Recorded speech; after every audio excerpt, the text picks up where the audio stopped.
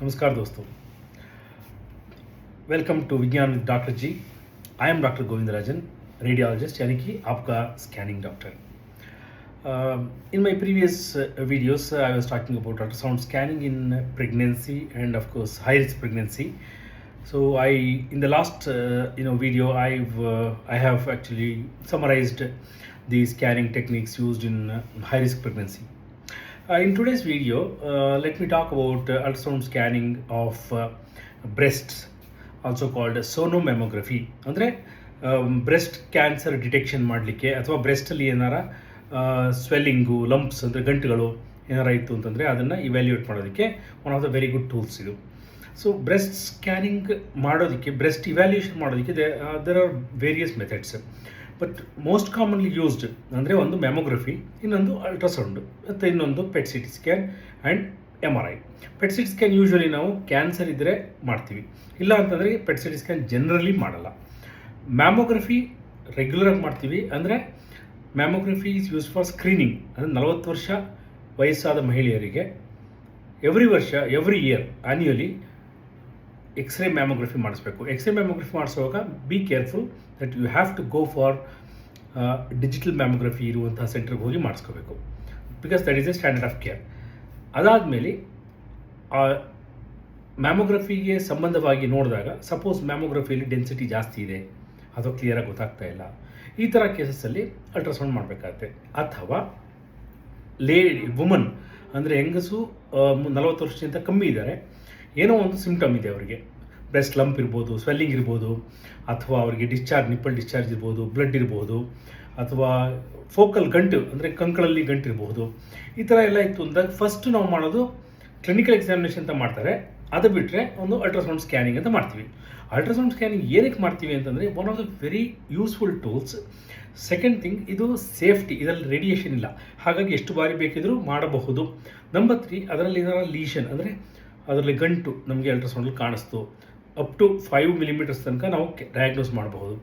5 to 6 ಮಿಲಿಮೀಟರಿಂದ ಜಾಸ್ತಿ ಇದ್ದರೆ ಅದನ್ನು ಅಲ್ಟ್ರಾಸೌಂಡ್ ಗೈಡೆಡ್ ಬಯಾಪ್ಸಿನೂ ಮಾಡ್ಬೋದು. ಹಾಗಾಗಿ ultrasound of the breast is a very very important tool and extremely handy tool. ಅಂದರೆ very convenient, easily available. So ಇದರಲ್ಲಿ ನಾವು ಏನೇನು ಮಾಡ್ತೀವಿ ಅಲ್ಟ್ರಾಸೌಂಡ್ ಸ್ಕ್ಯಾನಿಂಗ್ ಆಫ್ ದಿ ಬ್ರೆಸ್ಟಲ್ಲಿ, which is also called sonomammography. Mammography ಅಂದರೆ x-ray mammography, that is standard. Second thing, sonomammography ಅಂದರೆ ಅಲ್ಟ್ರಾಸೌಂಡಲ್ಲಿ breast evaluation ಮಾಡೋದು, that is called sonomammography. MRI ಮಾಡೋದು MR ಮ್ಯಾಮೋಗ್ರಫಿ ಅಂತ ಹೇಳ್ತೀವಿ. ಇವತ್ತಿನ ಮಾತುಕತೆಗೆ ನಾವು ಸೋನೋಮ್ಯಾಮೋಗ್ರಫಿ ಅಂತ ಮಾತಾಡೋಣ.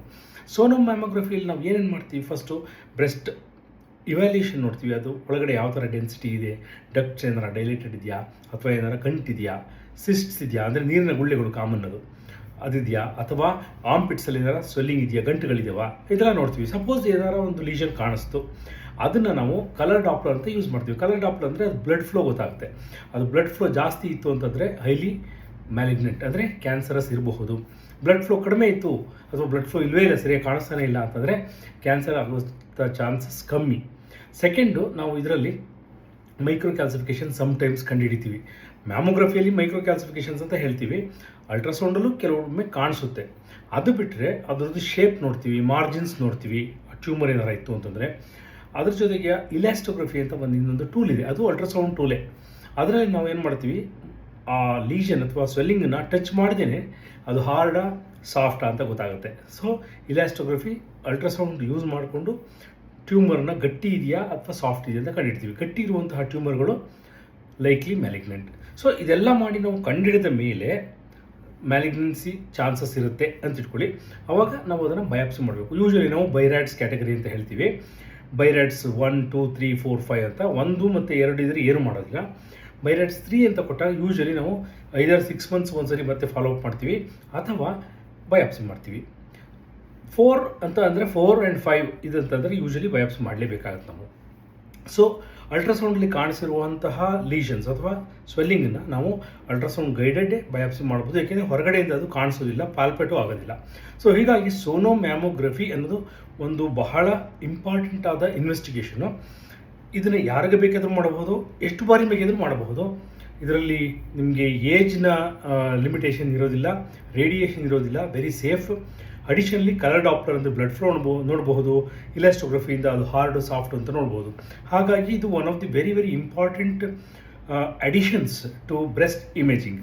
ಸೊ ಗೆಳೆಯರೆ, ಇವತ್ತಿನ ವಿಡಿಯೋ ಇಲ್ಲಿಗೆ ಎಂಡ್ ಮಾಡ್ತೀನಿ ನಾನು.